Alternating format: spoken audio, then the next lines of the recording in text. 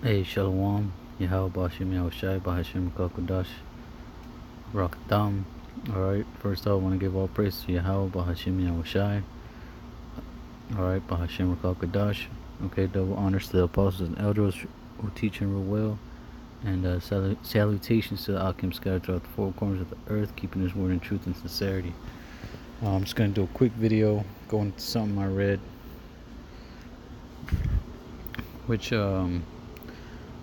goes into Mattathias talking to his sons right before he died.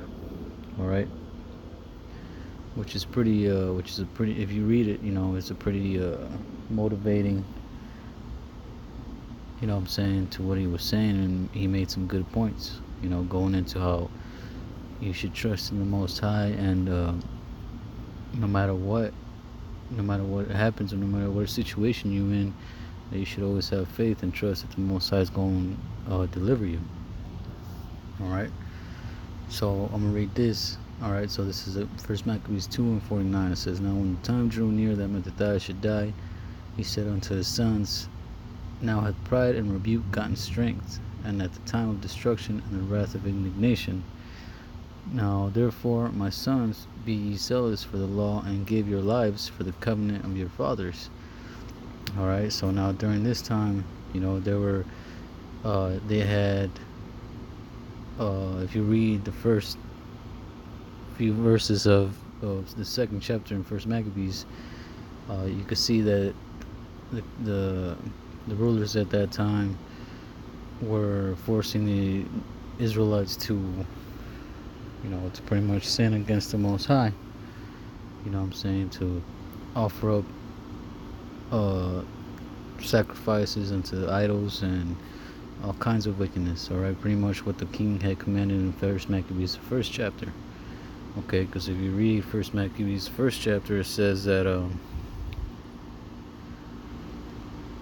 says in verse 41, it says, "Moreover, King Antiochus wrote to his whole kingdom that all should be one people, and that everyone should leave his laws.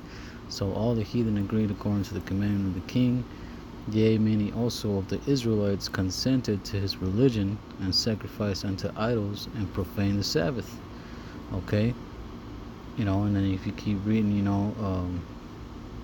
that they should follow the strange laws, and forbid burnt offerings and sacrifice and drink offerings in the temple, and that they should profane the Sabbaths and festival days, and pollute the sanctuary of the holy people, set up altars and groves and chapels of idols, and sacrifice swine's flesh and unclean beast. And they were forcing these things upon us. All right. Now, if you read up on the second chapter, it says, let's see. It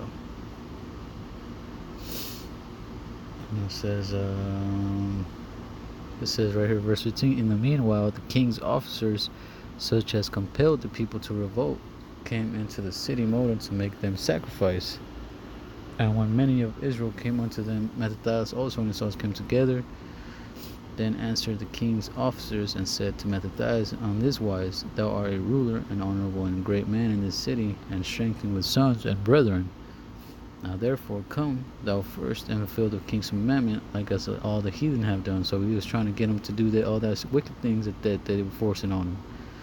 All right, "Yea, and the men of Judah also, and such as remain at Jerusalem, so shalt thou and thy house be in the number of the king's friends, and thou and thy children shall be honored with silver and gold and many rewards." So they were offering them these things, man. Look, we'll give you silver, we'll give you gold, you'll be a part of the king's friends. You're going to have all these rewards if you do all these, if you go against the Most High and profane the Sabbath and not sacrifice unto the Lord, do your sacrifice unto the Lord, or them festivals or anything. You know what I'm saying? They were trying to get them to go away from the law, statutes, and commandments. All right, from the ways of Yahawah Shem Yahushai. If you could read that in Judith the 5th chapter, because these heathen, they knew, man. These other nations, especially you had, Antiochus ruling. All right, like it says right here. King Antiochus. All right, which I believe was King Antiochus the 4th Epiphanes. All right, and And he knew, man. He knew that if we, if you read Judith, the fifth chapter, man, it shows you that these heathen knew that if they make us go off and turn away from our power, that they have an advantage over us. The Most High is gonna pretty much turn away from us and allow us to fall for not following His law, statutes, commandments. All right. But anyways, I wanted to make that point right here when what he was saying. What Matthias told his son. All right, his sons right before he died. Right. So now, when the time drew near that Matthias should die, he said unto his sons, "Now have pride and rebuke gotten strength at the time of destruction and in the wrath of indignation. Now therefore, my sons, be ye zealous for the law, and give your lives for the covenant of your fathers.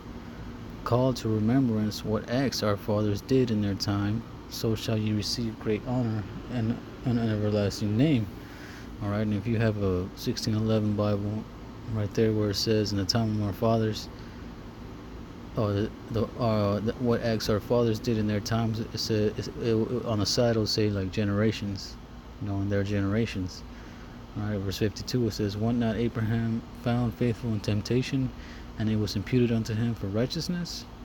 Joseph in the time of his distress kept the commandment and was made Lord of Egypt. Phinehas, our father, in being zealous and fervent, obtained the covenant of an everlasting priesthood. YAHAWASHI, Jesus, for fulfilling the word, was made a judge in Israel. Caleb, for bearing witness before the congregation, received the heritage of the land. David, for being merciful, possessed the throne of an everlasting kingdom. Elias, for being zealous and fervent for the law, was taken up into heaven. Ananias, Azarias, and Misael, by believing, were saved out of the flame. Daniel, for his innocency, was delivered from the mouth of lions. And thus consider ye throughout all ages that none that put their trust in him shall be overcome." So he's giving you all these examples of all these great men that stood for the Most High and believed and had faith, and in the time of their temptation, in the time of their trouble, they were delivered, man. The Most High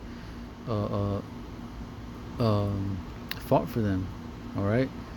And it says, verse 62, "Fear not then the words of a sinful man, for his glory shall be dung and worms.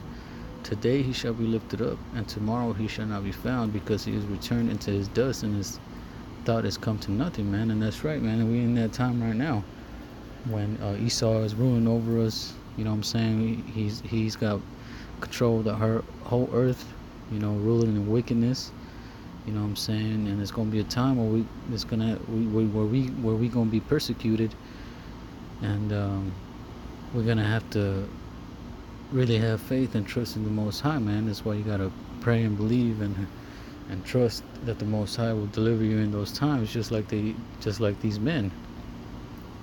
And even, some might be put to death and some might be delivered, man. Lord willing, the Most High put that spirit on all of us to endure in that day.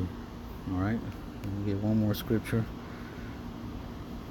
which we all know, but it's always a good one to bring out. Let's see,